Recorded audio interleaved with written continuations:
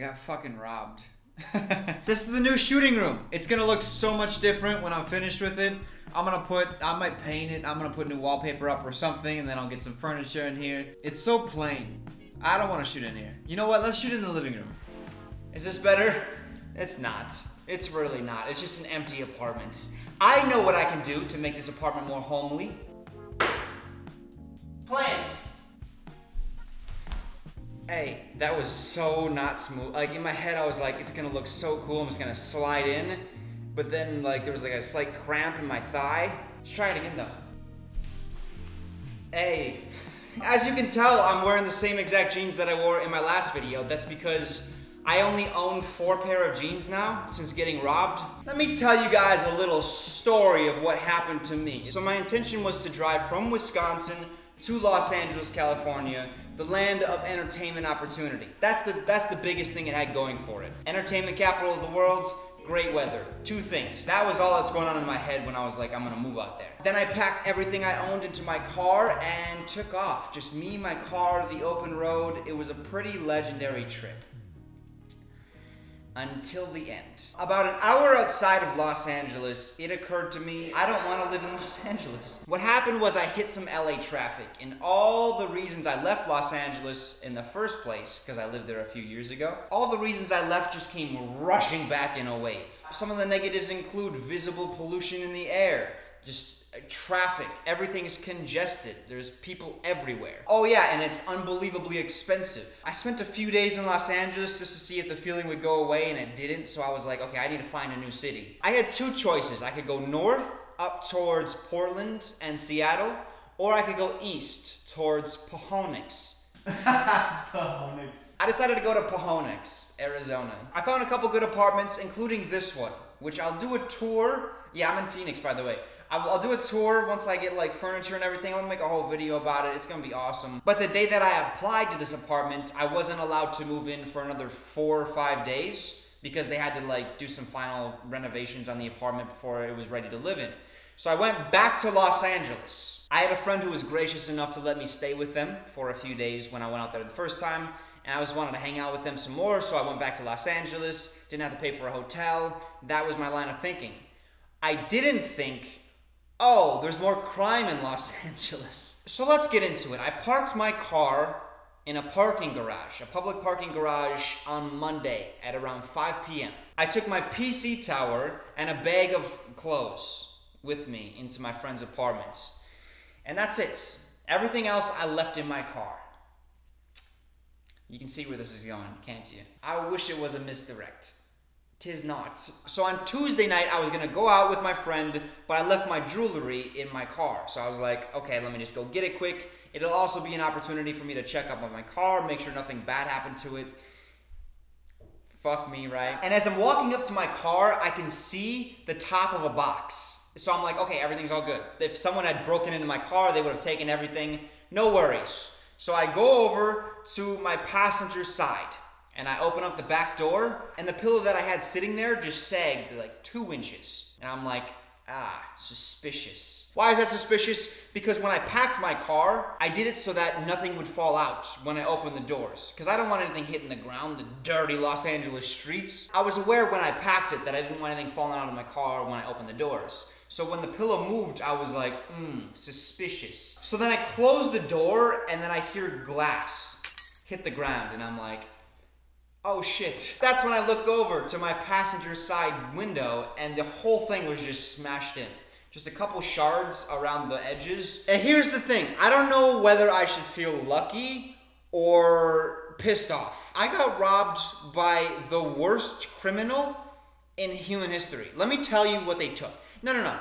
Let me tell you what was in my car to take. My computer monitor, which was $600. My Mac, all my video games and books, my PS4, my PS3, my PS2, nearly the whole fucking PS family, my nice Bluetooth speakers, so much. I had so much nice stuff in my car.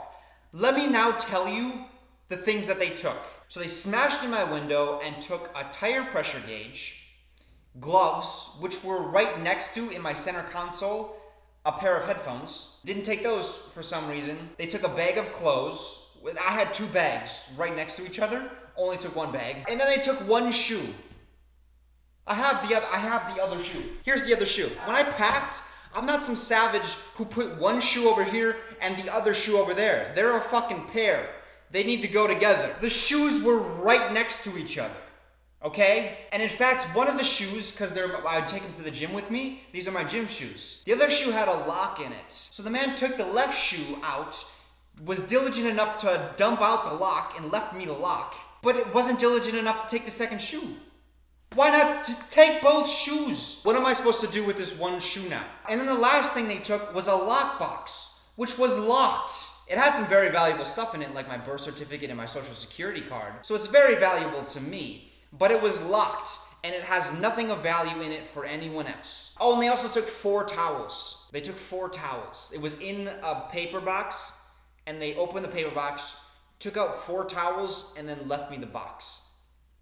So they took their time going through my car. They took a lockbox, which they're not going to be able to get open, and if they do put the effort into getting open, will have no value to them. They took 4 used towels. I wouldn't want those for free. If someone came up on the street and was like, hey, you want these 4 towels? I would say no. I will pay you to take those towels away from me. That's how much I don't want to be around your used towels. And again, I should feel grateful. They didn't take all my expensive stuff. Granted, all my expensive stuff was in my trunk, and they weren't smart enough to pop the trunk. They were in my car. There's a button to pop the trunk. All that shit is in there. They weren't smart enough to do that. But that's what eats away at me. I got robbed by an idiot. If I got robbed by some super genius level criminal, I would be like, oh, yeah, there was no chance. Like, I had no chance against them. Even if they took everything, I could live with that. But instead, I had to pay $540, and all they took is a bunch of used clothes and useless shit. I had a spare set of keys in a box in my trunk. If they had popped my trunk and went through those boxes, they could have stole my car. And I kind of wish they had, because then I'd be like, oh yeah, they were a smart criminal. I got taken advantage of by a smart man. But I didn't. I got taken advantage of by an idiot. Oh, let me tell you about the LAPD. They fucking suck. So I called 911 and I'm like, hey, my car got broken into. Can you send an officer? I need to file a police report. And she says, yeah, no problem. Let me transfer you to someone else. She transfers me, the phone rings, and I get voicemail. Not a comforting sign when you call the police and they transfer you to voicemail. I leave a message, but I want an officer. I want to file a police report tonight because they have my social security card and my birth certificate. I want to get that back. So I call the non-emergency police line and they're like, can you call back tomorrow morning? They literally said that to me. They're like, can you call back in the morning at 7 a.m.? And I get it, man. There's like murders and stuff going on in Los Angeles. There's like more pressing crimes. But at the same time, you can't have one officer come over for 10 minutes to file a police report. But then it clicked in my brain. I was like, oh, I know how I can get the cops here. So she's like, yeah, can you call back tomorrow morning at 7? And then I'm like, I didn't tell you an important piece of information. I'm white.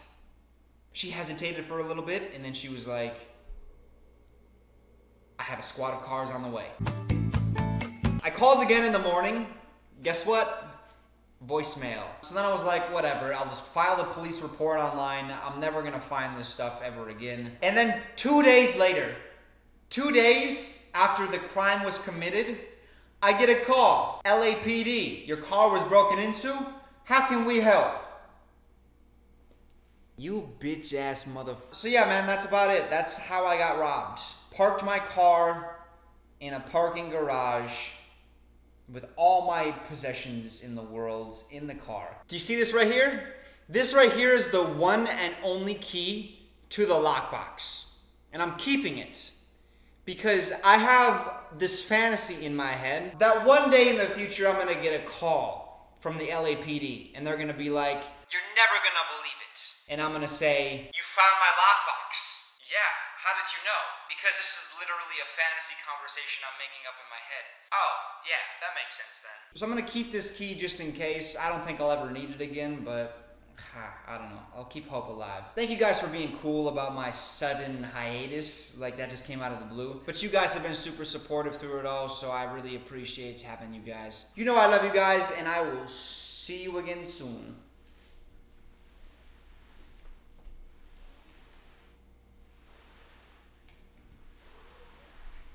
I actually want to go this way. Okay.